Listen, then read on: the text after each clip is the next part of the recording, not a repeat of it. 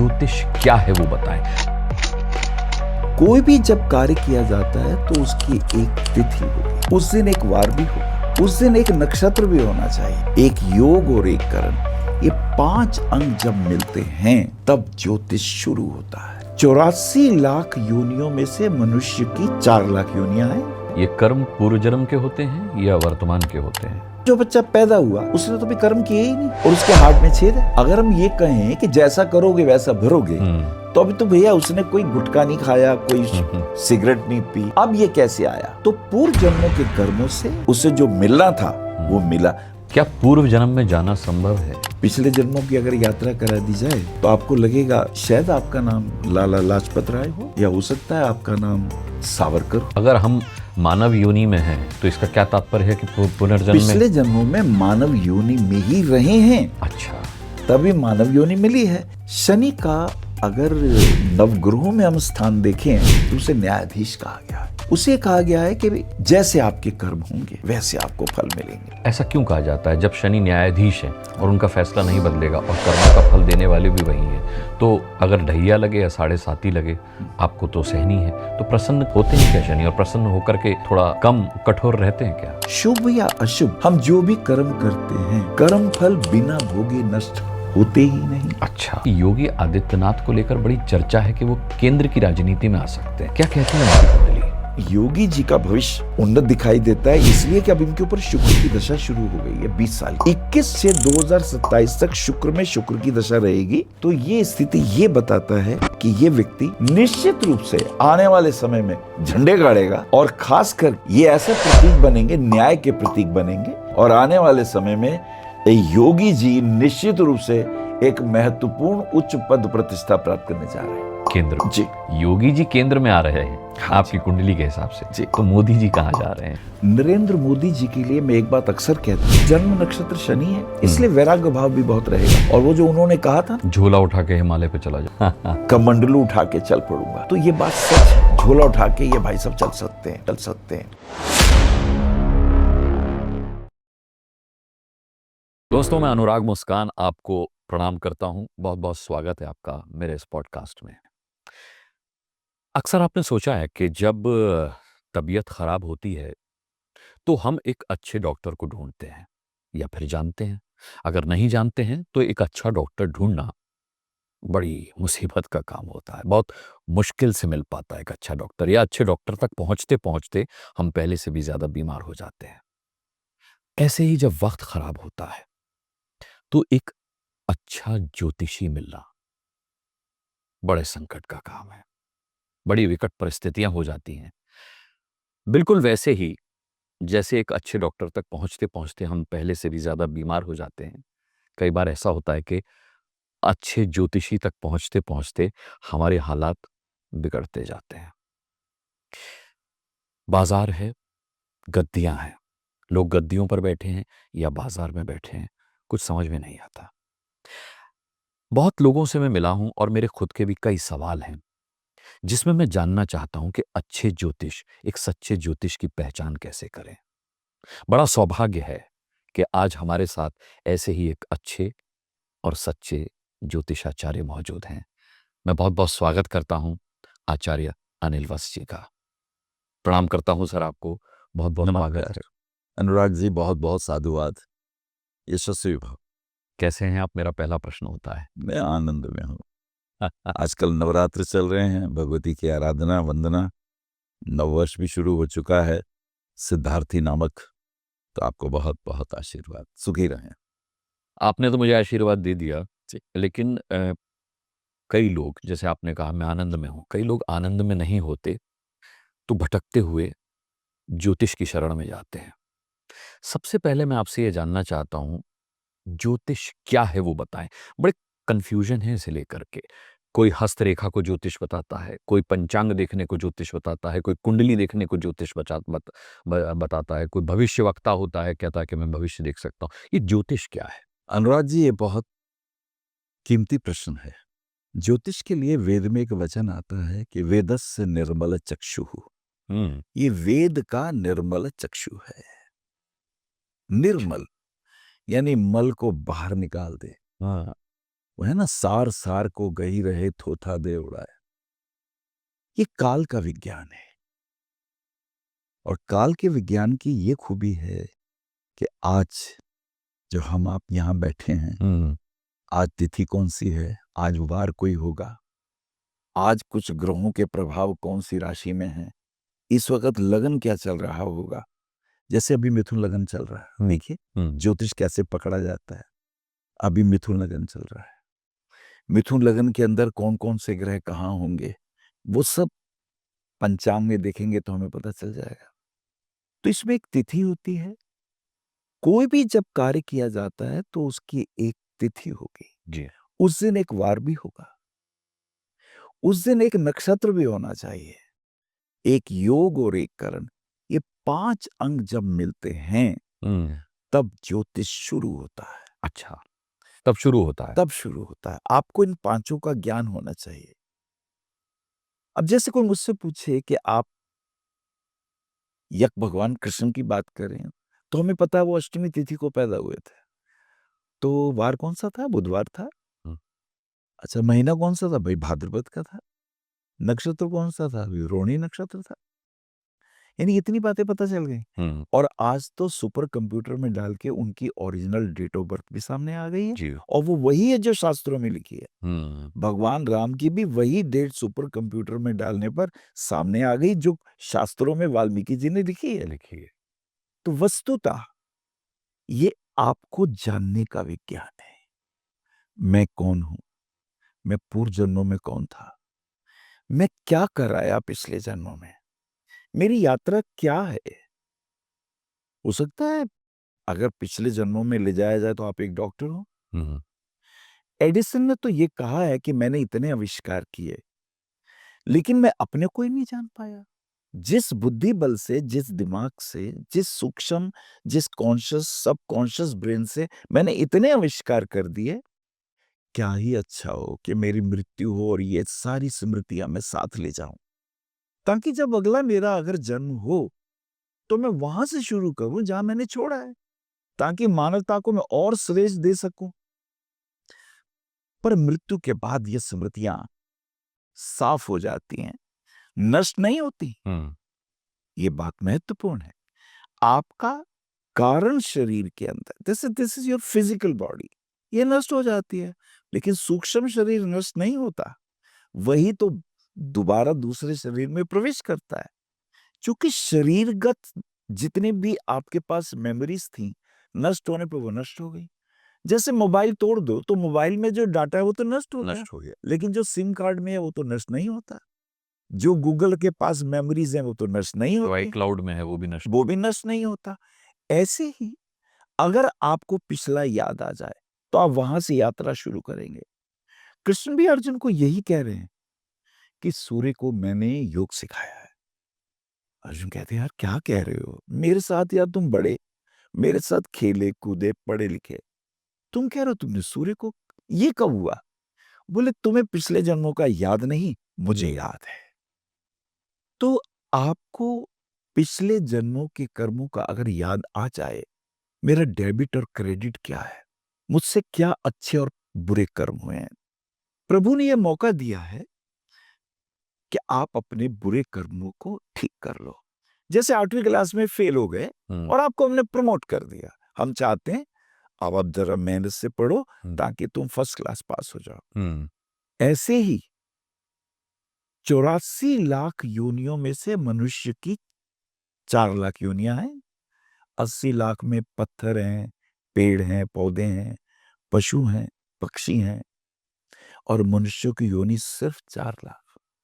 इन 4 लाख में भी कुछ पैदा होते ही मर जाते हैं, कुछ अंधे हैं, कुछ गरीब हैं, कुछ पेड़ों पे रहते हैं, कुछ जंगली हैं, कुछ आदिवासी हैं, फिर कोई कोई आप तक पहुंचता है, फिर कोई प्रधानमंत्री बनता है, श्रेष्ठतम होते चले जाते हैं अपने कर्मों से। तो ये मनुष्य योनि मिली है। ये कर्म पूर्व जन्म के होते हैं या वर्तमान के होते हैं, जो आपको प्रधानमंत्री बनाते हैं या फिर आपको अनिल वत्स बनाते हैं या अनुराग मुस्कान बनाते हैं? बड़ा अच्छा प्रश्न है आपका। दरअसल प्रारब्ध पहले होता है, प्रारब्ध पहले होता है अच्छा। जो आप लेके आए हैं। जैसे जो बच्चा पैदा हुआ उसने तो भी कर्म किए ही नहीं और उसके हार्ट में छेद है। अगर हम ये कहें कि जैसा करोगे वैसा भरोगे, तो अभी तो भैया उसने कोई गुटखा नहीं खाया, कोई सिगरेट नहीं पी, कोई व्यसन नहीं। कोई व्यसन नहीं किया। अब ये कैसे आया? तो पूर्व जन्मों के कर्मों से उसे जो मिलना था वो मिला। वो भिखारी के घर में पैदा नहीं हुआ, वो अंबानी के घर में पैदा हुआ, या वो सचिन के घर में पैदा हुआ, या वो अमिताभ के घर में, या वो साइंटिस्ट के घर में। ये उसके कर्मों का पिछला बैलेंस था कि यहां इसे भेजो। अब इसे ऐसे माता पिता मिलेंगे। अब अगर सचिन के घर में पैदा हो रहा है तो वो कोई क्रिकेटर की आत्मा आई है, उसे यहाँ बेस्ट पिता मिल रहा है। या कोई अमिताभ के घर में पैदा हो रहा है तो वहां पैदा होते ही कला के मर्मज्ञ बैठे हैं। आपने जहां छोड़ा है वहां से यात्रा शुरू होती है, और वातावरण प्रकृति देती है। पर इस जन्म में भी तो कर्म करते हैं, ये भी भोगने हैं, इसलिए भी है और ये भी है। आपने कहा कि पूर्व जन्म के कर्म भोगता है इंसान हाँ, वर्तमान में। क्या पूर्व जन्म में जाना संभव है या भविष्य में जाना संभव है? क्या ज्योतिष में कोई मार्ग है पूर्व जन्म में जाने का या भविष्य में जाने का? ये बहुत अच्छा प्रश्न है आपका। अभी भी बहुत से लोग हैं इस पृथ्वी पर जिन्हें पिछले जन्म याद हैं। कुछ तो, अब अगर मैं सच्ची बात कह दूं, अगर मृत्यु होशपूर्वक हो जाए तो अगला जन्म भी होशपूर्वक होता है। अच्छा, इसका संबंध मृत्यु से है। मृत्यु होशपूर्वक के मतलब? वक्त, मृत्यु के वक्त स्मृतियां लोप हो जाती हैं। आंखों से दिखना कम, कानों से सुनना कम, बोलना कम। आपके प्राण पान व्यान उदान समान नाग कूर्म कृकल देवदत्त धनंजय, ये जो 10 प्राण हैं जो आपकी शरीर की पांचों इंद्रियों के विषयों से संबंधित हैं, एक भीतर इंट्रोवर्ट होना शुरू होते हैं। तो आपके पास वो देखने की, सूंघने की, समझने की शक्तियां भी कम हो जाती है। अगर आप साधना करें अभी कि मैं होशपूर्वक जीऊंगा। होशपूर्वक जीने का अर्थ ये है कि मेरा मन जैसा कहता है मैं वो करता हूं, या जो मैं मन को आदेश देता हूं मैं वैसा करता हूं। अच्छा। क्या मैं अपने मन का स्वामी हूं या मैं मन का नौकर हूं? अगर मन का नौकर हूं तो मैं अपनी इंद्रियों के विषयों के अनुसार जीता हूं, तो मेरे कर्म बेहोशी के हैं। और यदि मैं अपने माइंड को कंट्रोल कर सकता हूं, खुद को वश में कर सकता हूँ। पहले तो पता हो मैं कौन हूं। हम्म जैसे मेरा प्रश्न हो, क्या आप शरीर हैं? हम्म एक सीधा सा प्रश्न, आपके सवाल का उत्तर अभी आ रहा है। Hmm Anurag ji, are you a body और are you having a body? I am having a body. Beautiful, you are having a body. Now who is having a body? अभी थोड़ा गहरा प्रश्न हो। गहरा प्रश्न हो गया। अगर मैं कहता हूं कि मैं शरीर धारण करता हूं, तो मैं कौन हूँ? तो फिर कौन धारण कौन कर रहा धारण है? करता है? और यदि मैं धारण करता हूं तो धारण कौन करता है? हम्म अब मैं कह सकता हूं मैं मन हूं, या मैं मैं कह आत्मा सकता हूं हूँ। मैं आत्मा हूं। ये हमने सुन रखा है, परंतु ये मेरा अनुभव नहीं है। अच्छा। जिस दिन आपको यह अनुभव होगा कि मैं मन नहीं हूं, मेरे मन में आते हैं विचार, मेरे हृदय में उठते हैं भाव, भावों और विचारों से स्पंदित होता हुआ मैं एक व्यक्ति हूं जो अब तक जीता आया हूं। हम्म पर आई am having a mind, I am having a heart. मैं मस्तिष्क और हृदय को धारण करता हूं। मैं इनका गुलाम नहीं होना चाहता, मैं इनको कमांड देना चाहता हूं। जिस दिन ये यात्रा शुरू होगी, हु एम आई, तो जन्म कुंडली का सूर्य समझ में आएगा। सूर्य आत्मा के कारक है। अच्छा। सूर्य आत्मबोध कराते हैं मैं कौन हूं। हम्म चंद्रमा मन के कारक है। चंद्रमा जिस राशि में होता है वैसी आपकी सोच होने लगती है। हम्म तो चंद्रमा से मन है, सूर्य से आत्मा है। यदि अनुराग जी आत्मबोध की ओर चलेंगे तो आपको पता चलेगा कि मैं शरीर भी नहीं हूं। फिर तो मैंने बहुत से शरीर लिए हैं। पिछले जन्मों की अगर यात्रा करा दी जाए हम्म तो आपको लगेगा शायद आपका नाम लाला लाजपत राय हो, हम्म या हो सकता है आपका नाम सावरकर हो। या मैं पशु रूप में रहा हूँ कभी, कुछ भी हो सकते ये हैं। भी संभव है। हाँ। नहीं, पशु से एकदम मनुष्य योनि नहीं मिलती है। अच्छा। जैसे छठे के बाद 7वीं क्लास में ही आएंगे, पीएचडी नहीं कर सकते। अच्छा, तो अगर हम मानव योनि में हैं, तो इसका क्या तात्पर्य है कि पुनर्जन्म पिछले जन्मों में मानव योनि में ही रहे हैं, अच्छा, तभी मानव योनि मिली है। आपका पशु तल से देखिए, पत्थर थे, पौधे हुए, ब्रह्मा जी की 4 सृष्टियां। हुँ, पहली सृष्टि है, आप हैरान होंगे, हुँ, उद्भिज, अच्छा, जो जमीन फोड़ के पैदा होते हैं। हुँ, ये शैवाल, ये घास, ये पेड़ पौधे। ठीक है। फिर है स्वेदज, हुँ, जो पसीने से, गंदगी से निर्मित होते हैं। देखिए, बरसात आती है, लाखों मच्छर नए-नए 24 घंटे में पैदा हो जाते हैं हुँ, और फिर विदा भी हो जाते हैं। हुँ, तो जो उद्भिज है, उनमें एक कला है, वो चल फिर नहीं सकते लेकिन हिल सकते हैं। हुँ, और जो उद्भिज के बाद स्वेदज हैं, वो उड़ भी सकते हैं, इधर से उधर भी जा सकते हैं, लेकिन आयु बहुत कम है। हुँ, फिर एक है अंडज, जो अंडे के मार्ग से आते हैं। इनमें सब कुछ है, प्रेम है, अनुराग है, भक्ति है, लेकिन इनमें इतनी अकल नहीं है। यहाँ खाना खा रहे हैं, यहीं गोबर कर देंगे, हुँ, उसी में बैठ भी जाएँगे। वहीं बैठ भी हुँ, जाएंगे। हुँ, हुँ, फिर एक है योनिज। अच्छा, जो अब यहाँ संस्कार आएंगे, माँ बताएगी बेटे ये करो, ये ना करो, ये अच्छा है, ये बुरा है। आपका रूपांतरण हो रहा है। तो मानव योनि के बाद ही अगर अनुराग यहाँ पहुंचे हैं, बुद्धि का विकास है, वाणी में तेज है, ज्ञान का भंडार है, तो ये एकदम नहीं होगा। हुँ, पिछली तैयारी होगी, एमए पीएचडी करके आए हुए हैं, अच्छा, तभी ये प्रकृति ने चीजें आपको दी हैं। हुँ। अब मैं आता हूँ, जो मैंने इंट्रोडक्शन में कहा था कि जैसे जब हमारा तबीयत ख़राब होती है, तो हम अच्छे डॉक्टर की तलाश में जाते हैं और जब वक़्त ख़राब होता है, तो अच्छे ज्योतिष की तलाश में जाते हैं ऐसे। आचार्य जी, मैंने जैसा कहा कि बाज़ार में कई गद्दियाँ लगी हैं, उन गद्दियों पे कई विद्वान होने का दावा करने वाले लोग बैठे हैं। मैं तो आपको पिछले शायद 25 वर्षों से जानता हूँ। जी, मैं जानता हूँ कि आप सच्चे हैं, अच्छे हैं। लेकिन एक आम आदमी जिसका वक़्त ख़राब हो, वो कैसे जाने कि वो जिस ज्योतिष के पास आया है, वो उसे पथभ्रष्ट नहीं कर रहा, दिग्भ्रमित नहीं कर रहा? एक बहुमूल्य प्रश्न है। दरअसल वो तो बेचारा दुखी है। हाँ, उसके पास आंख भी नहीं है। हुँ, वो कैसे तय करेगा कि कौन व्यक्ति कितना श्रेष्ठ है? जैसे एक शिष्य कैसे गुरु को ढूंढेगा? शिष्य की तो पात्रता ही नहीं है। उसके पास एक इच्छा है कि मुझे अच्छे गुरु के पास जाना है, लेकिन उसका बुद्धि, उसका नापने का तरीका सीमित है। इस सीमित से वो असीमित को कैसे नापेगा? उसको जाना पड़ेगा 4-5 लोगों के पास। फिर उसकी आत्मा कहेगी नहीं ये नहीं ये अच्छे हैं, ये नहीं ये अच्छे हैं। और अगर सच्ची बात कहें, तो ग्रह दशा अगर खराब है तो वो भटकेगा। अच्छा, ये बड़ी बात कही आपने। ग्रह दशा ही खराब है, अभी साल 1.5 साल तक तो भटकना ही है। फिर तो वो अच्छे के पास भी चला जाएगा तो अच्छा उसे मिलेगा नहीं। सवेरे से शाम तक बैठा रहेगा, टाइम खत्म हो गया। हुँ, कई बार लाइनों में लगते हैं, प्रसाद का वक्त आया, प्रसाद खत्म हो गया। हाँ, गुरु जी उठ के चल दिए, अब कल आना। समय अच्छा आता है तो गुरु घर भी आ जाता है। और सच तो ये गुरु ढूंढता है शिष्य को। हुँ, गुरु के पास आंख है, गुरु के पास तैयारी है, वही शिष्य को ढूंढता है। शिष्य कभी नहीं ढूंढते गुरु को। तो जब अच्छा वक्त आता है तो गुरुदेव खुद आ जाते हैं। हुँ।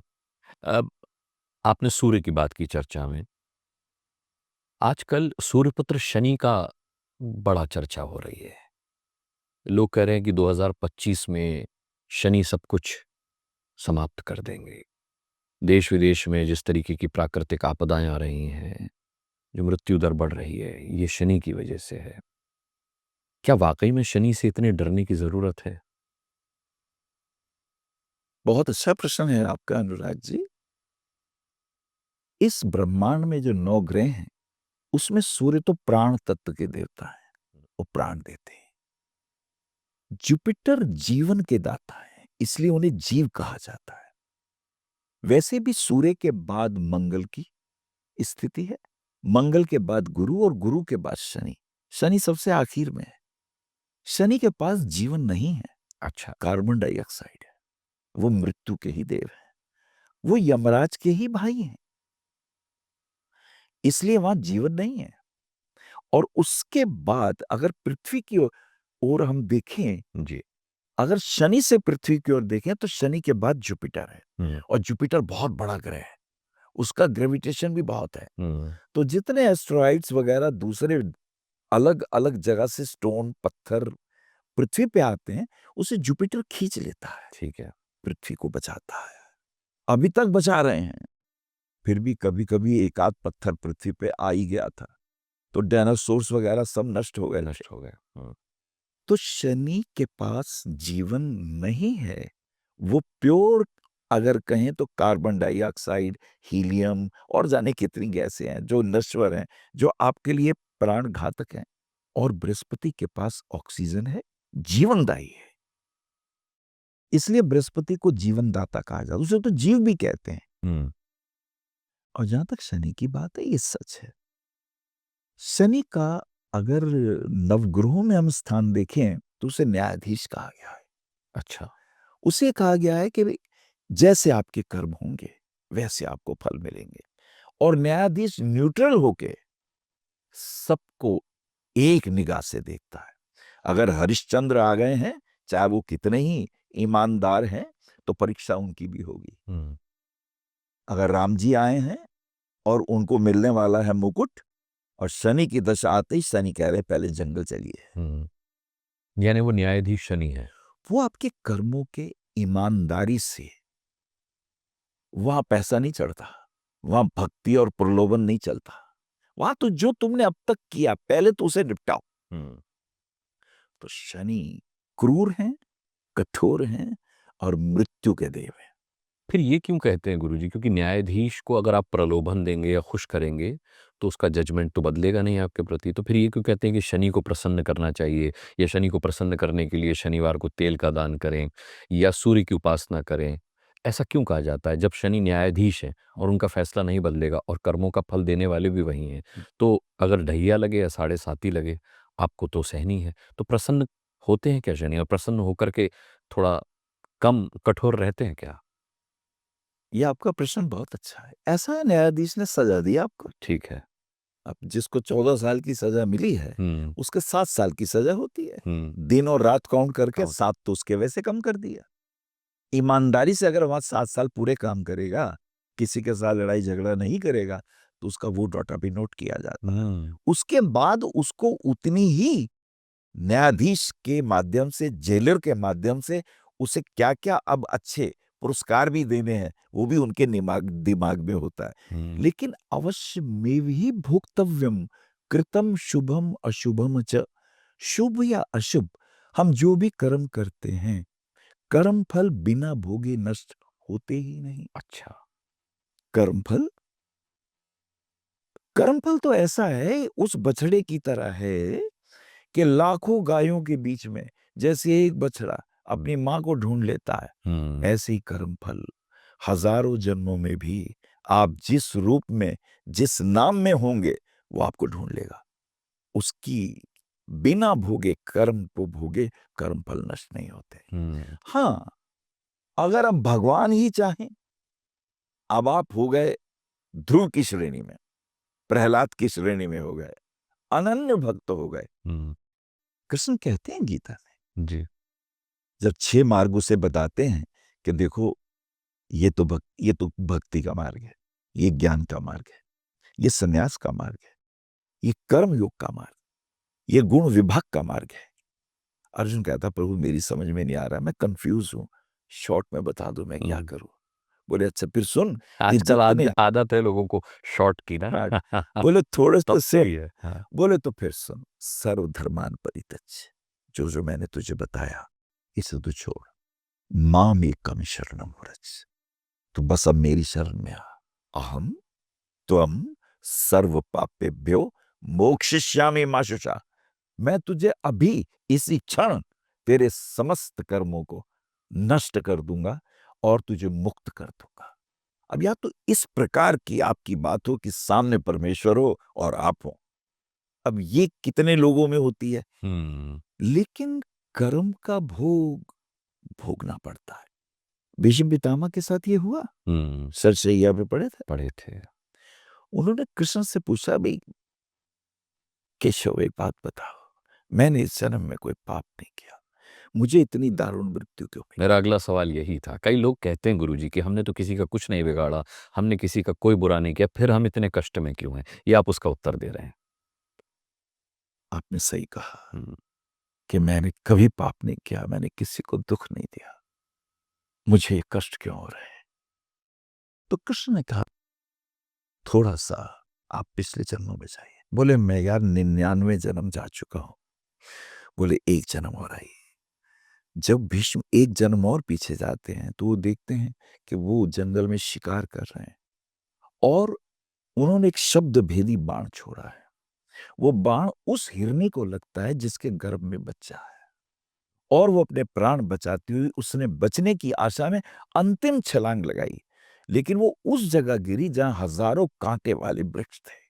वो सारे कांटे उसके शरीर में घुस गए। ओह! एक दारुण मृत्यु उसकी और उसकी बच्ची की हो गई। वही कांटे जो है बाण बनकर आहा! उसने उस वक्त कहा, हे प्रभु, जिसने मुझे इतनी दारुण मृत्यु दी है, उसकी भी मृत्यु ऐसी ही हो, उसके हुँ, भी शरीर में इतने ही कांटे चुभे। तो भीष्म हैरान रह गए। बोले कान्हा ये बात बताओ, तो ये 99 जन्मों तक ये कर्म क्या कर रहा था? हुँ, इसे तो मुझे तब पकड़ना चाहिए था, इसने मुझे अब क्यों पकड़ा? हुँ, कृष्ण कहा, आपने ठीक कहा, आपने अच्छे कर्म भी बहुत किए थे, इसलिए आपके पास जाता था फिर पीछे हो जाता था। वो अच्छे आपके कर्मों का बुरे प्रभाव कर्मों था। का प्रभाव होता था हुँ, या आपके पास जा नहीं पाता था। हाँ, जाता बोले फिर अब क्यों? हुँ, बोले अब आपसे एक ऐसा महापाप हुआ जिससे आपके सारे श्रेष्ठ कर्म नष्ट हो गए। बोले वो कौन सा? बोले भरी सभा में पुत्र वधू का शील हरण हुआ, आप हुँ, खामोश बैठे रहे। उसने आपसे पूछा था, हुँ, आपने उत्तर नहीं दिया। आप हस्तिनापुर के सिंहासन की रक्षा करते रहे, आपके सामने पुत्र वधू का शील हरण हो रहा था, हुँ, वो आपसे पूछ रही थी, आपने उत्तर नहीं दिया। आप चाहते तो हिम्मत नहीं थी दुर्योधन की, जो आपकी बात टाल देता, और आपके तुड़ीर में ऐसे-ऐसे बाण थे कि उसका उत्तर देने की सामर्थ्य किसी में नहीं थी। लेकिन समर्थवान होते हुए भी आप चुप रहे। इस पाप के कारण आपके सारे पुण्य भस्म हो गए। स्त्री का सम्मान तब भी सर्वोपरि था। कितना बड़ा मैसेज है ये। इस स्त्री का तुमने पुत्र वधू का शील हरण हुआ, तुम देखते रहे, तुमने शीश झुकाए। तो सुनो भीष्म, पाप वो नहीं होता जो तुम करते हो, पाप वो भी होता है जब तुम्हारी प्रेजेंस में कोई और कर रहा हो और तुम शांत रहते हो। तुम्हें बड़ा उसका अद्भुत। जवाब देना होता है, तुम्हें उसे रोकना होता है। नहीं रोक सको तो स्थान छोड़ के चले जाओ, लेकिन तुम्हें विरोध करना होता है। और जो लोग नपुंसक बन के शांत रहते हैं, हुँ, वो पाप तो तुम्हें भी भोगना पड़ेगा। छल से तुम भी मारे जाओगे, इसलिए तुम्हारी ये दुर्गति। हुँ। बहुत अच्छा प्रसंग गुरुजी आपने सुनाया। अब शनि को प्रसन्न करने का रहस्य आपने बताया, लेकिन उसका माध्यम क्या होना चाहिए? लोगों को ये तो पता होता है कि शनि खराब है, लेकिन कई बार वो उपाय गलत कर रहे होते हैं। क्या सूर्य को अर्घ्य देने से शनि प्रसन्न होते हैं? लोग कहते हैं कि हम पिता को सम्मान दे रहे हैं, हम पिता को अर्घ्य दे रहे हैं, तो पुत्र तो अपने आप काबू में रहेगा। क्या ये सही है? हुँ,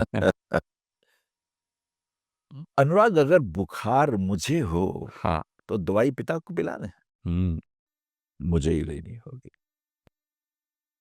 अगर मुझे कष्ट है तो दवा मुझे ही लेनी होगी। अगर मुझे प्रसन्न करना है, निसंदेह, अगर मेरे माता पिता के प्रति संबंध अच्छे हैं तो मैं एक समय सोचूंगा कि हुँ, चलो मेरे बड़ों के पास तो आया। लेकिन अगर डायरेक्ट वो मेरे पास आते हैं तो मुझे ज्यादा प्रसन्नता होती है। हुँ, माता पिता पूजनीय है मेरे लिए, लेकिन अगर दूसरा भी मेरे माता पिता को आदर भाव देता है तो आंतरिक प्रसन्नता तो मुझे होती है। लेकिन भीतर एक बात रह जाती है, मुझसे नहीं कहा इसने, एक बार मुझसे भी कहता तो पूरा फल मिलता है। पिता को भी दो पर शनिदेव की भी आराधना करो। हुँ, लेकिन हाँ, एक बात अच्छी है कि किसी का शनि खराब नहीं होता, अच्छा, नवग्रह किसी के प्रति भी खराब नहीं होते, अच्छा। ना अच्छे होते हैं। ढैया साढ़े साती बुरी क्यों मानी जाती है फिर? अच्छा प्रश्न है ये। मेरे ही तो कर्म है, हाँ।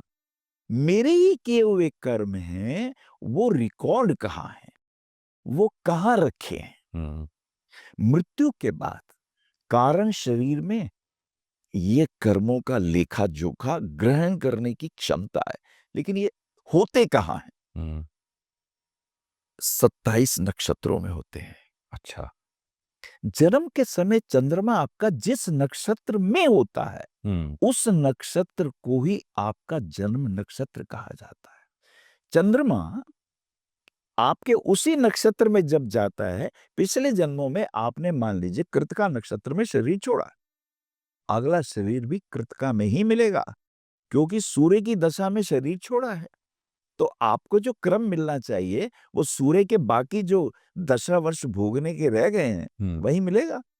तो ये जो मेरे कर्म हैं, ये नक्षत्र के पास हैं। चंद्रमा उसी नक्षत्र पे जाके जब आपकी ये 17 तत्वों वाली देह को 10 तत्व और मिलते हैं। ये 27 तत्वों की देह है। मृत्यु में 10 तत्व चलते हैं। पंच महाभूत, आकाश, वायु, जल, अग्नि और पृथ्वी। और 5 महाभूत हो गए और 5 आपकी कर्म इंद्रियां। ये 10 छिन जाती है। ये 10 को पाने पे 27 तत्वों का जो जीव होता है, जब चंद्रमा जिस नक्षत्र में होता है, वहीं से वो पूर्व जन्मों के कर्मों को नक्षत्रों के माध्यम से, उसी नक्षत्र के माध्यम से आपके कारण शरीर में आते हैं। तभी तो कहते हैं ना कि आपका रोहिणी नक्षत्र में जन्म हुआ दूसरे चरण में, तो चंद्रमा के 10 साल होते हैं, तो 5 साल निकल गए पिछले जन्म के, 5 साल मिले अब इसके बाद होंगे मंगल की दशा के 7 साल, तो 5 और 7 12 साल। मंगल के बाद आएगा राहु, उसके होंगे 18 साल, 18 7 25। तभी तो हम आपको कह पाते हैं कि अब आपके ऊपर इस ग्रह की दशा चल रही है। यानी इस ग्रह के इतने वर्ष आपको भोगने शेष हैं। आपकी जन्मपत्री में वो ग्रह कौन से भाव में है, वो भाव किस परिवार के संबंधी का परिचय दे रहा है, या वो आपके शरीर के किस भाव का स्वामी है, वहीं रोग प्रकट होगा, वहीं उस संबंधी से कष्ट आएगा। यही तो विज्ञान है, जिसमें आप अपने पूर्व जन्मों के कर्मों के कारण इस जन्म में आपको माता पिता, भाई बहन, शत्रु मित्र, पत्नी, बच्चे कैसे मिलेंगे, एकमात्र जन्मपत्री बताएगी। और कोई विज्ञान ही नहीं इस पृथ्वी पे ज्योतिष के अलावा जो आपको बता सके कि आपके कौन से कर्म पिछले थे, कौन से शेष रह गए, जो आपने इस जन्म में भोगने हैं। ठीक है। और ये भी हो सकता है अब आपके कर्म बड़े अच्छे किए हों पर आयु शेष ना हो, और किसी ने 75 साल की उम्र में भागवत कथा कराई, मंदिर बनवाया, अब उसे इसका पुण्य मिलना चाहिए था 20-25 साल का, या पर उसकी आयु शेष। अब उसकी मृत्यु हो गई, तो जो अगला जीवन होगा वो किसी पंडित जी के घर में, अगला जीवन जो होगा किसी सेठ के घर में, ताकि वो चीज भागवत कथा की उसको कंटिन्यू हो सके। अच्छा, शनि को लेकर के बड़ी भ्रांतियां हैं, तो इसीलिए मैं वापस शनि पर बार-बार आ रहा हूँ। हाँ, मैं देख रहा हूँ आप शनि के पास बार-बार आ रहे हैं। क्योंकि शनि कइयों के पास है और उनको उपाय नहीं मिलता। जैसे आपने कहा कि सूर्य की उपासना क्यों करते हो? अगर शनि को प्रसन्न करना है तो शनि की उपासना करो। सीधी बात है। लेकिन इसमें 2 मार्ग हैं। कुछ लोग बताते हैं कि शनि की उपासना करो और कुछ कहते हैं कि हनुमान चालीसा का पाठ करो, शनि शांत हो जाएगा। जबकि शनि और हनुमान जी दोनों ध्रुव विरोधी हैं। तो करें क्या? हनुमान चालीसा का पाठ करने से शनि प्रसन्न होंगे, शांत होंगे, या फिर सीधे और सीधे बिना कहीं इधर-उधर देखे शनि की शरण में ही जाना चाहिए? देखिए, आपका प्रश्न बड़ा प्यारा है। अब मान लीजिए भारत और रूस मित्र हैं, ठीक है ना? तो अगर निजी समस्या भारत के प्रति है, तो मैं भारत के मंत्री से मिलूं, एक तो ये तरीका है। मान लो भारत का मंत्री ना सुन रहा, तो मेरे ऊपर जिसके अनुग्रह हैं, मेरे ऊपर जिनकी कृपाएं हैं, अगर वो उनसे मिल ले, अरे यार अब तो उनका भी फोन आ गया, चल भाई इसका काम कर देते हैं। हनुमान जी, शनिदेव उनको वरदान दिए हैं। वरदान भी इसलिए दिए हैं कि सब जानते हैं कि शनि देव ने क्या क्या किया। हनुमान जी तपस्या कर रहे थे और शनि देव पहुंच गए। भाई सुन, मेष राशि है भाई तुम्हारी। हम्म, हाँ, जैसे अब देख लो, शनि कुंभ राशि में आए हैं ना, अच्छा। तो कुंभ राशि वालों के तो पैरों पे उतर रहे हैं, हम्म, मीन राशि वालों की चेस्ट पे चढ़ रहे हैं। हम्म, हृदय और कोलेस्ट्रॉल की प्रॉब्लम मीन राशि वालों को होगी, अच्छा, जहां चढ़ेंगे वहां प्रॉब्लम होगी। वही प्रॉब्लम होगी। और कुंभ राशि के पैरों पर साइटिका का पेन, नसों के दर्द, हम्म, पैर में चोट लगना, हम्म, एक्सीडेंट होना तो पैर में प्लेटें पड़ना, घुटने का प्रॉब्लम। घुटने की प्रॉब्लम, नी रिप्लेसमेंट हो जाएंगे। हम्म, अब अगर कुंभ राशि से मीन राशि वाले जो होंगे, उनके हार्ट पे आएगा। कोलेस्ट्रॉल का ध्यान रखें और अपने हृदय का ध्यान रखें, योग वगैरह और करें। आपने तो कहा आ गए तो आ गए, अब तो न्याय करके ही जाएंगे। नहीं, वो तो वहां आ गए। हाँ। अब हमें इन दोनों को सावधान रहना है। अगर इनका स्वास्थ्य ठीक नहीं है तो भैया अपना खान पीन ठीक करो, हम्म, अपना नियमित व्यायाम वगैरह करो। एक तो ये, हम्म, और मेष राशि वालों के तो सिर पे आ गए हैं, हम्म, तो उनका सिर चक्कर आने शुरू हो जाएंगे जी। हम्म, एक्सीडेंट में होगा, सिर में चोट लग सकती है, या सिर चकराएगा, या आप निर्णय गलत लेंगे, या आपको गुस्सा बहुत आएगा, या आप एग्रेसिव एटीट्यूड के होगे। हनुमान जी भी मेष राशि के हैं ना, तो शनिदेव ने कहा भाई सुन भाई, तेरे सिर पे आ रहा हूं। बोले मेरे सिर पे आ रहा है? तो सुन, मेरे तो रोम रोम में राम जी है, और मैं तो राम धुन कर रहा हूँ, प्लीज डोंट डिस्टर्ब। मैं तपस्या कर रहा हूँ और तुम मुझे डिस्टर्ब कर रहे हो। बोले नहीं नहीं नहीं, मैं आ रहा हूँ, मुझे तो अवॉइड नहीं कर सकते।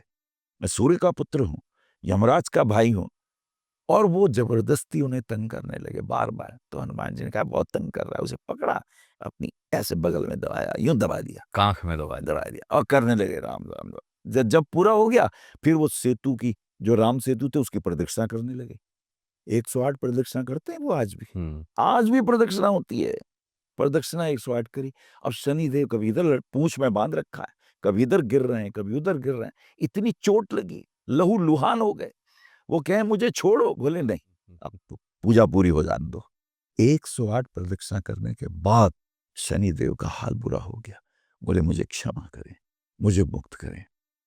बोले तो एक शर्त है, जो भक्त मेरा स्मरण करे, जो भक्त रामायण पढ़े, जो भक्त राम जी का ध्यान करे, उन्हें तंग नहीं करोगे कलयुग में, वचन दो।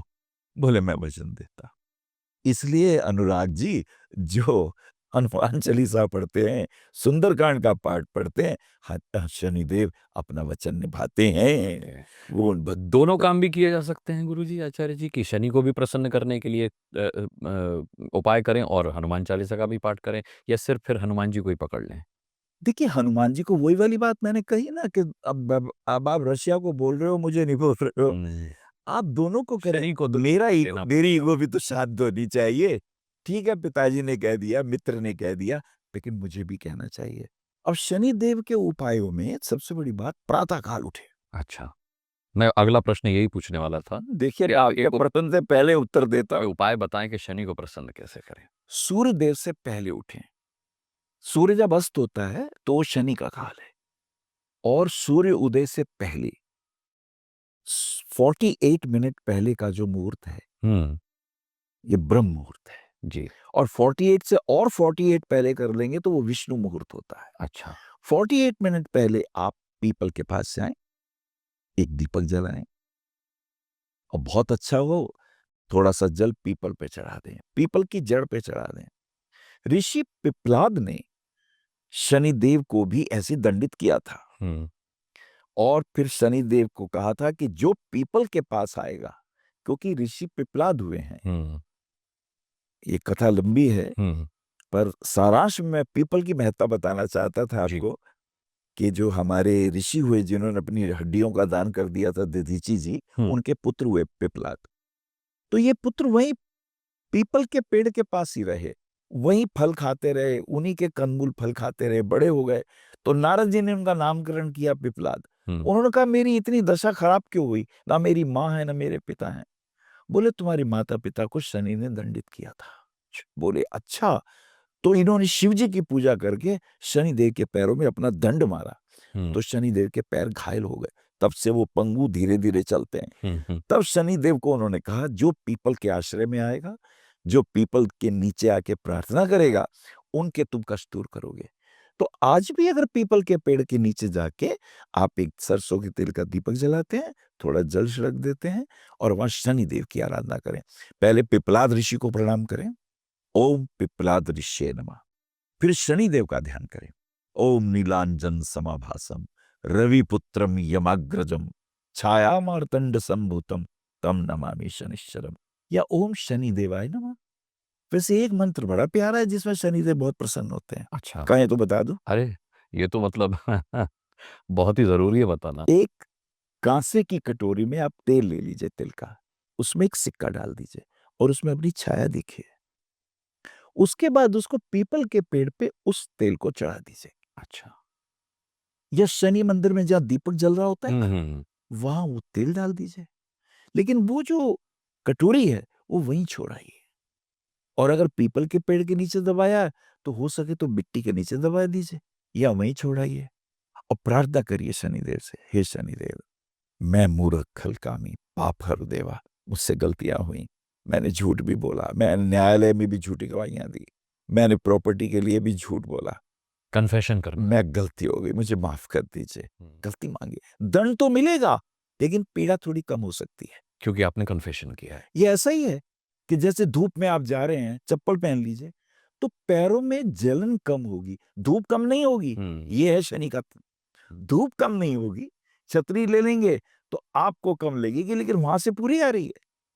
बरसात हो रही है तो छतरी ले लीजिए। कि ऐसा ही उपाय है। तो ये उपाय करने से बहुत फायदे हैं। उपाय तो और भी बहुत प्यारे हैं। हुँ। एक काली जूती पहन के जाइए शनि मंदिर, अच्छा। रामबाण उपाय है। वहां जाइए, शनिदेव के दर्शन करिए, शनिदेव की आरती करिए। जूती पहने हुए ही। जूती तो बाहर उतारिए, अच्छा, ठीक। नई जूती खरीदी, ठीक है। बाहर उतारिए, हुँ। अंदर प्रणाम करिए। जब वापस आए तो जूती को देखिए भी मत, अच्छा। नंगे पैर घर आ जाइए। कर सकते हैं, तत्काल रिलीफ मिलेगा। अच्छा। देखिए, एक ये भाई रामबाण, आपने रामबाण उपाय बता दिया हमारे दर्शकों को। एक और रामबाण उपाय बताता हूं मैं। हुँ। छतरी काली ले लीजिए, ठीक है। उसके ऊपर मन ही मन ऐसे लेके धूप में, जब दोपहर का वक्त हो हुँ। तो छतरी सर के ऊपर ले लीजिए हुँ। और उस वक्त आप हृदय से प्रार्थना करें, मैंने जो पाप किए हैं प्रभु वो दूर हो, हुँ। कष्ट जो है वो मेरे दूर हो। और उस छतरी को लेकर के सायंकाल के वक्त किसी भी पेड़ के नीचे रख दीजिए। हुँ। देना नहीं है किसी को, रख के प्रणाम करके आ जाइए, ठीक है। रिजल्ट मिलते हैं। ये मैं वो उपाय बता रहा हूं जिससे रिजल्ट मिलते हैं। बड़े थोड़े लेकिन खर्चीले उपाय हैं ये। एक आसान सा उपाय बता देता हूं। जूती और ये जूती वाला उपाय कितनी बार करना है? रोज़ बस करना है? एक वंस, वन्स तब इतना महंगा भी नहीं है। तो ठीक है। हाँ, मुझे लगा कि हर शनिवार नहीं। करना है। अच्छा। अच्छा, पतंग उड़ानी जानते हैं तो एक रामबाण उपाय और। हुँ, हुँ, काले रंग की पतंग लीजिए, हुँ। उसके ऊपर लिख लीजिए, मेरे कष्ट दूर हो, मेरे घुटने का दर्द दूर हो। जो आपके कष्ट हैं लिखे, दूर हो, दूर हो। उसमें ये नहीं कहना प्राप्त हो, धन मिले, यश मिले, ये नहीं कहना। या सिर्फ़ कष्ट लिख के नहीं छोड़ना। नेगेटिव ही लिखने हैं वहां पे।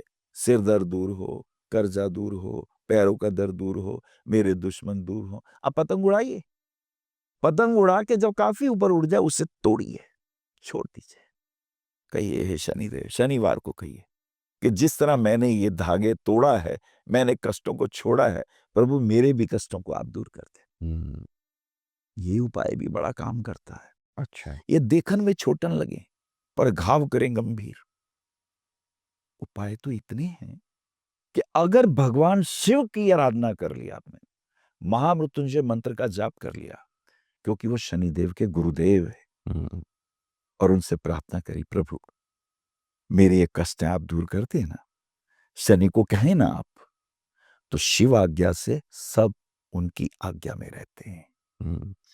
तो भगवान शिव का आप रुद्राभिषेक कर सकते हैं, नहीं तो नमः शिवाय कह के शिवलिंग पर जल चढ़ा दिए। हुँ। इतना करने के बाद पीपल के पास जाइए, वहां भी जल चढ़ा दीजिए, हुँ। शनिदेव को प्रणाम कर दीजिए, आपको रिजल्ट मिलेंगे। कहने को तो देखिए, आप कसूरी का दान करिए, हुँ। काले तिलों का दान करिए, उड़द की दाल का दान करिए। अच्छा, एक उपाय मुझे याद आया, अगर शरीर में कोई रोग हो जाए और दूर ना होता, हुँ। अगर आप कहें तो वो बता दूं। बिल्कुल।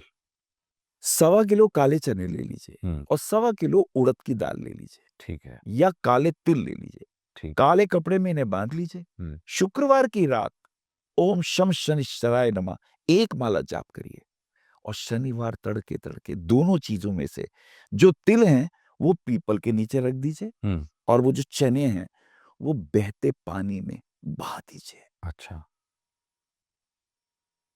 खास करके जिनकी बगल में फुंसियाँ हो जाती हैं, हुँ। जो ठीक नहीं होती, फोड़े होते हैं बार-बार, ठीक नहीं होते। ऑपरेशन होना है और पता नहीं कैसा रिज़ल्ट निकलेगा। हुँ। पहले अगर आप ये उपाय कर लेंगे, शनिदेव की अपार कृपा मिलेगी आप ये ऐसा उपाय है। शनि की कृपा होना बहुत ज़रूरी है जीवन में, इतनी बातों से, इतने वार्तालाप से मैं ये समझ पाया हूँ। क्या ये जो संकट आ रहे हैं, अभी जैसे हमने देखा भूकंप आया, जी। हम देखते हैं कि कई बार तूफ़ान आते हैं, देश-विदेश की मैं बात कर रहा हूँ। क्या ये भी शनि का प्रकोप है? देखिए, सभी ग्रहों के प्रभाव होते हैं, हुँ। अकेला एक प्लैनेट काम नहीं करता। लेकिन जब बात शनि की आ ही रही है, हुँ। तो इसमें कमाल की बात ये है कि अभी सूर्य ग्रहण हुआ 29 तारीख को। हुँ। उसके 15 दिन के बाद ही चंद्र ग्रहण। जब भी ये 2 ग्रहण होंगे, तो एक सूत्र देता हूं आपको। अगर सूर्य ग्रहण 3 घंटे का है, तो आने वाले 3 महीने में तूफान आएंगे। अच्छा। आने वाले 3 महीने में अग्नि आग लगेगी, हुँ। भूकंप आएंगे, सुनामी आएगी। जिन लोगों की जन्म पत्री में मेष राशि हो या जिन पे मंगल का प्रभाव ज्यादा हो या सिंह राशि हो और उसके ऊपर मंगल का प्रभाव ज्यादा हो, शनि की दृष्टि हो, उनके जो नतीजे होंगे, क्योंकि राष्ट्र थोड़ी लड़ता है, राष्ट्राध्यक्ष निर्णय लेता है। हुँ। तो फिर लड़ाई, झगड़े, युद्ध, आज देखिए यूक्रेन का युद्ध, हुँ। 2 राष्ट्रों के अध्यक्षों का स्वाभिमान आड़े आ रहा है, ईगो क्लैश है। ईगो क्लैश है। उधर जेलेंस्की, हुँ। उनकी तो समझ में ही नहीं आ रहा। मुझे एक दोहा याद आता है, हुँ। बिहारी दास जी कहते थे कि नहीं पराग नहीं मधुर मधु, नहीं विकास ही काल, अली कली ही सो बंध्यो, आगे कौन हवाल। उनका मतलब ये था कि हे राजा, राजा एक नवविवाहित स्त्री के प्रेम में इतने डूब गए, राजकाज ही भूल गए। अब किसी के कहने की राजा जयसिंह को हिम्मत नहीं हुई। हुँ। उनके मित्र जैसे बिहारी दास थे, तो लोगों ने बिहारी दास को कहा, आप कहें तो बात बने। उन्होंने एक दोहा लिख के भेजा कि जिस स्त्री के प्रेम में हो, नहीं पराग नहीं मधुर मधु, नहीं विकास इही काल। अभी तो ये पूर्ण तरह यौवनावस्था को उपलब्ध भी नहीं हुई। अली कली ही सो बंधियो। हुँ। हे भंवरे, तो अभी कली से ही इतना बन गया है, आगे कौन हवा। मतलब राजकाज को तो देखो भाई, हुँ। तुम यहीं भटक गए हो। जेलेंस्की के सारे देखिए, पूरी की पूरी जनता त्राहिमाम कर रही है। होटल, हॉस्पिटल, विद्यालय, हुँ। पूरा देश सत्यानाश हो गया है, ईगो के चलते। तुम किसको बचा रहे हो? मानवता ही नष्ट हो रही है। वो भी भाई साहब मारे जा रहे हैं कि ये तो मेरा देश था, मुझसे छीन लिया गया था। द यूनियन ऑफ यूएसएसआर कराने वाले लोग, वो तो इकट्ठा देश था ना, हुँ। उसके टुकड़े किए गए, तो उसकी भी ईगो है, अभी मेरी चीज मुझे चाहिए। हुँ। तो ये सच है कि शनि जो है, जन्म पत्री में 3, 7, 11 मिथुन राशि, तुला राशि और कुंभ राशि, ये वायु तत्व की राशियां हैं और शनि देव वायु के ही देव हैं। तो जहां जहां ईगो होगी, जहां जहां अग्नि तत्व होगा, 1, 5, 9, हुँ। मेष राशि, सिंह राशि, धनु राशि। अब जिनके भी लगन में सिंह लगन होगा, मेष लगन होगा, धनु लगन होगा, जहां अग्नि जरा सी फैलेगी, शनिदेव वायु से उसे बढ़ा देंगे। शनिदेव ऐसे काम करते हैं। जी। तो ये जो तूफान है, ये वायु का प्रकोप है। ये जितने भूकंप हैं, हुँ। ये जो अग्नि, जितने बम पृथ्वी पे मार रहे हैं ना हुँ। हुँ। हुँ। पश्चिम के देश लोग, जी। पृथ्वी वापस कर रही है भूकंप के माध्यम से। तो जब ये सूर्य ग्रहण, चंद्र ग्रहण पड़ता है, तो ये 3 साढ़े 3 घंटे का, 4 घंटे का था ये लगभग। हुँ। हुँ। 4 महीने तक अच्छा। भूकंप, रेल दुर्घटनाएं, प्राकृतिक आपदाएँ आ रही हैं। आपदाएं आएंगी। रेल दुर्घटना भी है, भूकंप भी है, जन असंतोष भी है। अच्छा, निजी स्वार्थों के कारण देश को गुमराह करने वाली ताकतें भी हैं। जयचंद तभी नहीं थे। आज भी आप देख लीजिए कि हम पार्टी के पक्ष में खड़े हैं। हम ये नहीं सोच रहे, हमें देश के हित में निर्णय लेने चाहिए। काश देश के हित में निर्णय लें, तो बात कुछ और हो। तो ये जो शनि है, वास्तव में इस वक्त की जो स्थिति है, मंगल जब शनि से मिलता है तो एक्सीडेंट होते हैं। देखिए, शनि के साथ कोई मिले तो क्या होता है? एक्सीडेंट। आपने रॉकेट छोड़ा, रॉकेट गलत दिशा में गया, वापस आ गया। जर्मनी का रॉकेट खत्म हो गया, हुँ। वापस पृथ्वी पे आया। शनि से मंगल मिले तो युद्ध, आतंक, गोलियां, तोप के गोले, विस्फोट। अब इसी शनि से देखिए राहु मिले, ना समझ में आने वाले षड्यंत्र, अच्छा विदेशी षड्यंत्र, अच्छा करे कोई भरे कोई, जयचंदों की उपस्थिति। केतु शनि से मिले, भूमि से होने वाले विस्फोट, ऊपर से गिरने वाले उल्कापिंड, एस्ट्रॉयड वगैरह। शनि से चंद्रमा मिले, आपकी मानसिक दशा खराब हो जाएगी, आप डिप्रेशन में जाके निर्णय लेंगे। शनि से सूर्य मिले तो आपका ईगो इतना बढ़ जाएगा कि पिता मैं पुत्र कोई हैं लोग। पिता पुत्र का, मैं ईगो के कारण लड़ूंगा। अकेला शनि नहीं करता, उसके साथ कोई होना चाहिए। वो कहेगा देखो मेरी गलती नहीं है, इसके कारण हुआ। एक शब्द है पश्चाताप और एक शब्द है प्रायश्चित। पश्चाताप का ये अर्थ है, देखो मैंने मारा पर पहल इसने करी, मैं नहीं मारता, इसने गालियां दी पहले, इसने पहले मुझे बुरा भला कहा, इसने पहले पत्थर फेंके, फिर मैंने किया। तो ये है पश्चाताप। इसमें आप दूसरे को जिम्मेदार ठहराते हैं। ठीक है। और प्रायश्चित में मैं, यार बेशक इसने किया और पर गलती तो मैंने भी की। प्रायश्चित में गाली तो प्रभु, मैंने दी थी। मैंने भी थी, मैंने कौन सा अच्छा किया। तो जब आप अपने को रूपांतरित करते हैं तो रूपांतरण होता है, इसे प्रायश्चित कहते हैं। और पश्चाताप में अदर ओरिएंटेड होता है, तब मैं वैसे ही रहता हूं, मैं बदलता नहीं हूं। वो पश्चाताप है। आज जितनी लड़ाइयां ये पश्चाताप की हैं। शायद कोई प्रायश्चित करे कि मेरी करने से जनता मारी गई, बच्चे मारे तो गए, युद्ध विराम हो जाए। तो युद्ध विराम हो जाए। बस इतनी सी बात है। जैसे ये बोध हो जाएगा, प्रायश्चित की स्थिति आएगी, तो युद्ध विराम हो जाएगी। हमने शनि पर बहुत चर्चा की गुरुजी, लेकिन मुझे लगता है कि मेरे दर्शकों के मन में जो सवाल आ रहा होगा, अब मैं वो पूछ लेता हूं आपसे। जी पूछे। ये जो शनि की ढैया है, साढ़े साती है, इनका राशियों से बहुत गहरा कनेक्ट है। आपने कहा शनि तो सबकी लाइफ में होता है, कर्मों के हिसाब से वो परिणाम भी देता है। किस राशि पर भारी है, किस राशि को क्या उपाय करना चाहिए, ये मुझे लगता है कि प्रश्न आपको जरूर लेना चाहिए। नहीं अनुराग जी, इसके बिना तो मजा ही नहीं आएगा। इसमें एक भ्रम भी दूर होगा। जी। आजकल टीवी चैनल पे हम देखते हैं, बहुत से विद्वान बातें करते हैं कि भाई शनि अब कुंभ राशि छोड़ के मीन में जाएगा। तो स्वभावतः जो आम गणित है वो ये है कि शनि एक राशि में 2.5 वर्ष रहते हैं। अच्छा। जैसे सूर्य एक राशि में 1 महीना रहते हैं, जैसे चंद्रमा एक राशि में 2.25 दिन रहते हैं, वैसे ही शनिदेव एक राशि में 2.5 वर्ष तक रहते हैं। 2.5 वर्ष रहते हैं, उसी को ढैया कहते उसी को ढैया कहते हैं। हाँ। 12 राशियों को क्रॉस करने में 30 साल लग जाते हैं भाई साहब को। इसलिए शनि किसी के भी जीवन में कभी कभी तीसरी बार आता है, क्योंकि तब वो 90 साल के हो चुके होते हैं। चौथी बार तो किसी योगी संत को ही मिलेगा जो 120 साल पार कर लेगा। ठीक है।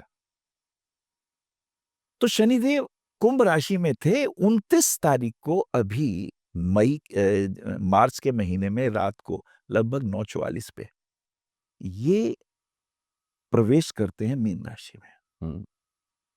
तो जैसे ही मीन राशि में प्रवेश करेंगे तो हम क्या कहेंगे, क्योंकि कुंभ को तो छोड़ चुका है, मीन में आ गए। अब मीन में आके ये 2.5 साल कुंभ पे भी असर रखेंगे, 2.5 साल अगली राशि मेष पे भी असर रखेंगे। अच्छा। जिस पे है उस पर तो 2.5 साल होंगे ही होंगे।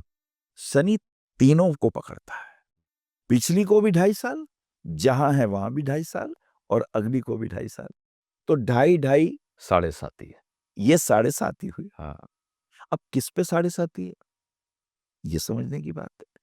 अब जो कुंभ राशि है, जिसको छोड़ दिया है, उस पर तो 2.5 वर्ष है। इसके तो पैरों पे है, पैरों पे कष्ट आएगा। और जो कुंभ राशि है, इसके ऊपर 5 साल का असर रहेगा। अच्छा। ये यहां हृदय पे वास करेगी। और जिसकी मेष राशि है उस पर 7.5 साल,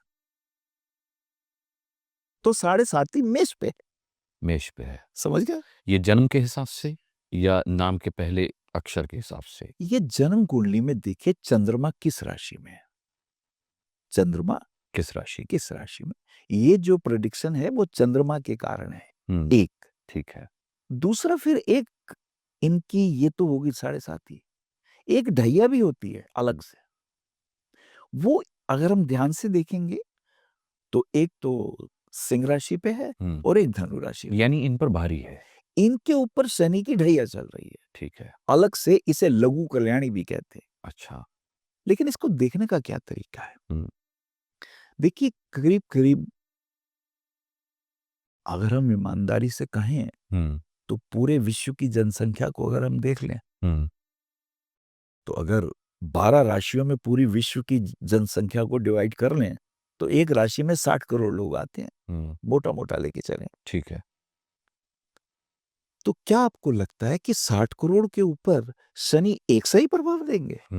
ये अच्छी बात है। हाँ। ये विचार। तो इसे कैसे देखते हैं?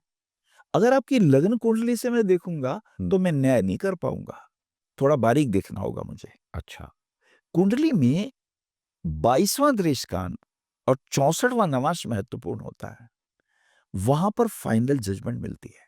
अच्छा, कि शनि क्या बिगाड़ेंगे और कितना बिगाड़। किसको बिगाड़ेंगे और किसको नहीं बिगाड़ेंगे, आपके पॉडकास्ट के ऊपर ये मैं पहली बार बोल रहा हूं। अच्छा, सौभाग्य मेरा। ये वाली बात। हाँ। अभी तक तो हम ये सुनते थे भैया ये कुंभ में है, मेष में है, मीन में है। ये वाला राज तो बहुत गोपनीय है, ये गहन है। गहन है। आपकी कुंडली का जो दृष्टान है D3, उसका जो 22वां दृष्टान है वो अष्टम भाव में पड़ता है और वही मृत्यु का भाव है। अच्छा। अब यदि आपके D3 चार्ट में जिसमें शनि गए हैं, अब कुंभ राशि को छोड़ के शनि देव गए हैं मीन राशि में, लेकिन कुंभ पे 7.5 है, ढैया है कुंभ के ऊपर। ठीक है। तो आप देखिए D3 के अंदर देखिए कि क्या दृष्टान में शनि की राशियां ये वाली आ रही हैं जिसपे शनि का प्रभाव है? क्या वहां कुंभ राशि है? क्या वहां मीन राशि है? क्या वहां मेष राशि है? क्योंकि शनि का इन तीनों पे प्रभाव है, तो इस वाले व्यक्ति पे ज्यादा प्रभाव होगा। अच्छा। और 64वां नवांश देखना पड़ेगा। 64वें नवांश का मतलब ये है कि एक राशि में 9 नवांश होते हैं। अच्छा। तो 7वें भाव में 7 को 9 से गुणा करिए तो 63 नवांश हुए। अष्टम भाव में जाके 9 नवांश और मिलेंगे, 63 में 9 जोड़िए तो 72। 64वां नवांश 63 के बाद जो अगला नवांश है वही 64 है। यह एक आसान तरीका है, आप कुंडली के अंदर D9 चार्ट खोल लीजिए। अच्छा। D9 चार्ट में देखिए चंद्रमा कहाँ है। ठीक है। चंद्रमा से जो चौथी राशि होगी वो 64वां नवांश होता है। अगर आपके D9 चार्ट के चंद्रमा से नवी चौथी राशि कुंभ है, मीन है या मेष है, तब आप पे असर होगा इस शनि की 7.5 का, ढैया का या 5 नकारात्मक असर। ये मैंने खास बात बताई आप, इस ढंग से कोई नहीं बोलेगा टीवी बिल्कुल। पे। हाँ। ये जो मैंने आपको मास्टर की दी है ना, ये बहुमूल्य है। इसकी से कई लोगों की भाग्य के ताले खुलेंगे। अब यहाँ जिनके ये आएगा उनको ज्यादा सावधान रहना है, उनको भी रहना है, लेकिन असर यहाँ होगा। पराशर ऋषि कहते हैं ओपन दी चार्ट D9, 64वां नवांश। अच्छा, 64वां नवांश और 22वां दृष्टान क्यों कहते हैं? ये खर प्लेनेट होते हैं, खर प्लेनेट। अच्छा। वो जो राम जी के खर दूषण थे ना, हाँ। जिसको राम जी ने मारा था, जी। ये उपद्रवी हैं, ये रोग देंगे, ये मानसिक रोग देंगे, ये शारीरिक रोग देंगे। अच्छा। ये अचानक संकट पैदा करेंगे, अचानक कोर्ट कचहरी होगी, अचानक पुलिस स्टेशन से पुलिस वाला आएगा, अचानक आपका पाप कर्म जागृत होगा। ना जाने हुए पाप कर्म कब जागृत हो जाएं, ये D3 का अष्टम भाव और D9 का चतुर्थ, चंद्रमा से चतुर्थ यानी 64वां नवांश है, वो बताएगा। इसके अलावा राहु और केतु से भी लोग बहुत डरते हैं, उसके कुप्रभाव से भी लोग बहुत डरते हैं। केवल शनि ही लोगों के लिए टेंशन का कारण नहीं है, राहु और केतु भी हैं। इसको कैसे जाना जाए?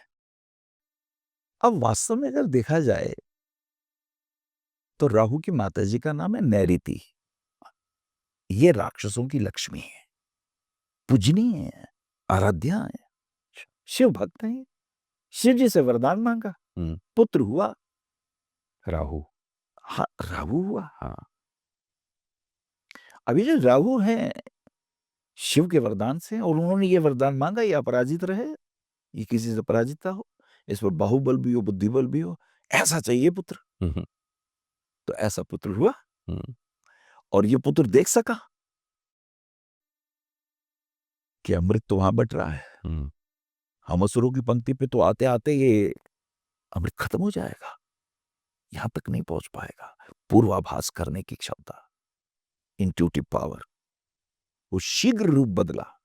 ये जितने भी सीआईडी सीबीआई वाले हैं या फिल्म इंडस्ट्री के जितने भी अभिनेता अभिनेत्रियां हैं, इनके गुरुदेव राहु, रूप बदलने की कला, और फिर वाणी भी बदल लें, अच्छा, फिर भाव भी बदल लें, स्वभाव में भी धोखा दें। इतनी क्वालिटीज रखने वाला राहु देवताओं का रूप धारण करके अमृत पी गए। अमृत पहले पिया, शीश बाद में कटा। इसलिए कहते हैं कि मानस सहित विष पियो, शंभू कहलाए जगदीश, और मान रहित अमृत पियो, राहु कटायो शीश। आह, अब राहु ने तो अमृत पी लिया है। अब आज के राहु काल भी लोग भयभीत होते हैं, हाँ, पर वो ये नहीं जानते भैया अमृत पिए हुए है ये। अच्छा, सारी शोध, सारे आध्यात्मिक सिद्धियां, सारी मूलाधार चक्र से लेके सहस्त्रनार तक की यौगिक साधनाएं, अपने को जानने की प्रक्रियाएं इसी राहु काल में ही होती हैं। ये गूढ़ विज्ञान है। आचार्य जी, बड़े विस्तार से आपने शनि की बात की, राहु की बात की, केतु की बात की, सुझाव भी दिए, हमारे दर्शकों के बहुत काम आने वाले हैं, बहुत बहुमूल्य सुझाव आपने दिए। मैं थोड़ा सा आपको राजनीति की तरफ लाना चाहता हूँ, क्योंकि आप कुंडली के बहुत गहन ज्ञाता हैं। मैं बड़ा फैन हूँ आपका। नहीं, आपकी ज्ञाता तो बहुत है, मैं एक मामूली सा व्यक्ति हूँ। चलिए, आपकी महानता है ये कह लीजिए, लेकिन मैं मैं अभी भी बड़ा स्टूडेंट हूँ। जी, होना भी चाहिए हर इंसान को, ये एक बड़ा लेसन है। जी। मैं आपसे सिर्फ अंतिम 3 प्रश्न करूंगा। पहला प्रश्न योगी आदित्यनाथ को लेकर, दूसरा नरेंद्र मोदी जी को लेकर, और तीसरा देश को लेकर। पहला प्रश्न ये है कि योगी आदित्यनाथ को लेकर बड़ी चर्चा है कि वो केंद्र की राजनीति में आ सकते हैं। जी। क्या कहती है उनकी कुंडली? वास्तव में देखा जाए तो एक तो साधारण मानव है, महत्वाकांक्षा तो सबके साथ है, और कुछ लोग योग साधते साधते योग साधना तक भी पहुंच जाते हैं। आदित्यनाथ जी योगी हैं, इनके पास संस्कार हैं, तो क्या जन्मपत्री भी ऐसा कहती है? ये देखना महत्वपूर्ण है। बिल्कुल। अगर हम देखें तो इनका जन्म, अब मुझे नहीं पता ये डाटा कितना सही है, पर जो भी है, नक्षत्र इनका पूर्व भाद्रपद मिलता है। उसके जो पूर्व भाद्रपद नक्षत्र के स्वामी हैं वो देवगुरु बृहस्पति हैं। अच्छा। इसलिए संस्कार रहेंगे, ठीक है। जो कहेंगे आचरण में भी वो बात रहेगी। ये नहीं कह दिया निभाया नहीं, आचरण में वो बात होगी तब कहेंगे, जो कहेंगे वो करेंगे, और वो करेंगे। अब ये जो गुरु है, पराशर ऋषि कहते हैं कि यदि जन्म नक्षत्र का स्वामी कुंडली में केंद्र में हो, त्रिकोण में हो, तो वो राजा होता है। ठीक है।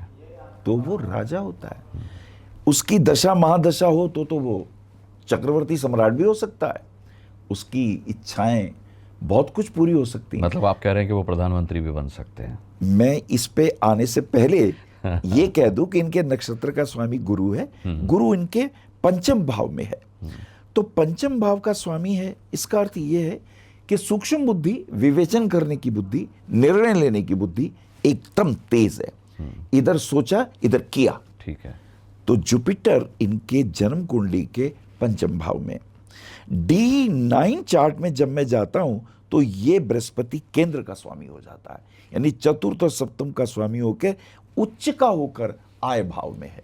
अच्छा। ये व्यक्ति यश कीर्ति अर्जित करेंगे, नेम फेम अर्जित करेंगे, जो कहेंगे वो करेंगे। और खास बात ये है, कोरोना काल में भी हमने देखा कि जब लोग लड़ रहे थे, मर रहे थे, इन्होंने अपने पिता की मृत्यु हुई थी वहां भी नहीं गए, पर आम लोगों के बीच में जहां जहां दर्द कष्ट था ये आदमी गया। तो योगी जी का भविष्य बहुत उन्नत दिखाई देता है, इसलिए कि अब इनके ऊपर शुक्र की दशा शुरू हो गई है 20 साल के लिए। अच्छा। 21 से 2027 तक शुक्र में शुक्र की दशा रहेगी, और ये शुक्र इनका चंद्रमा उच्च का है D9 चार्ट में।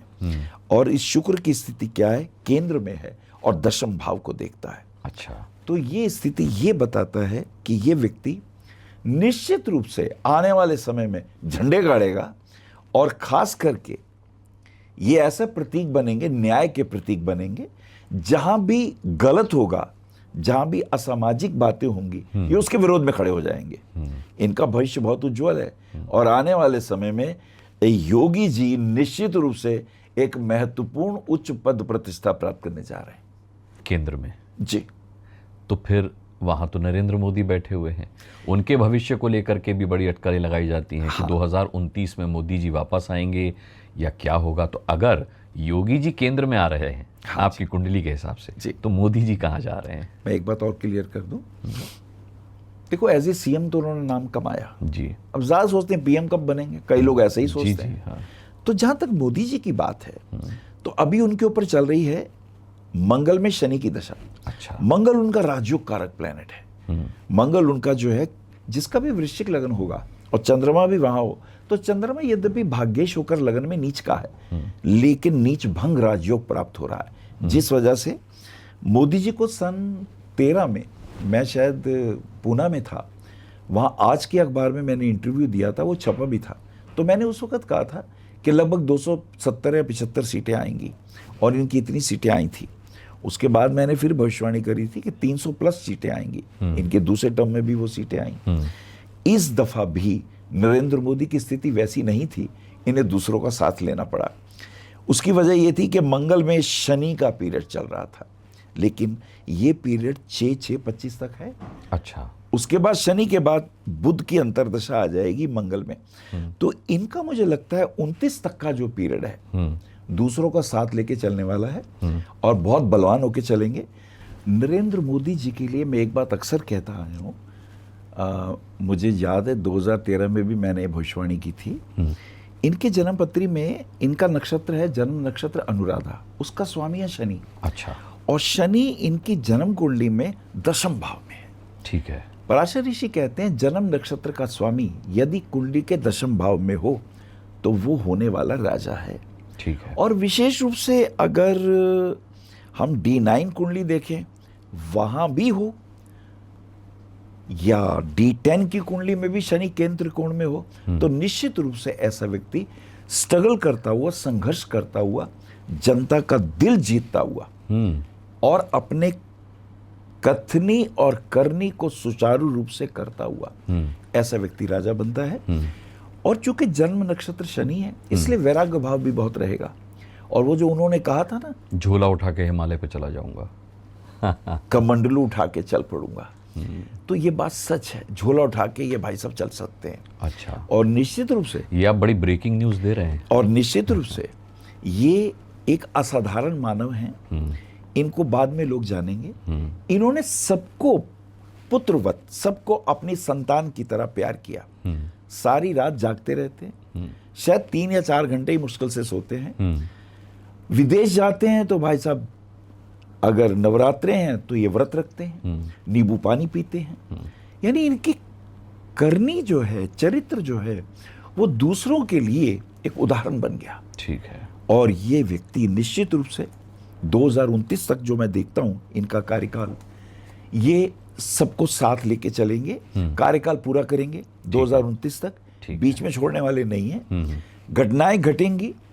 अब आजकल भी हम देख ही रहे हैं लोकसभा में और विधानसभा में जो बिल पास हो रहे हैं, लेकिन ये कार्यकाल पूरा करेंगे। और 2029 के बाद आपके पास उत्तराधिकारी के रूप में योगी जी को मत भूलिएगा। देश के मुकुटमणि बनने वाले हैं ये। अच्छा जी।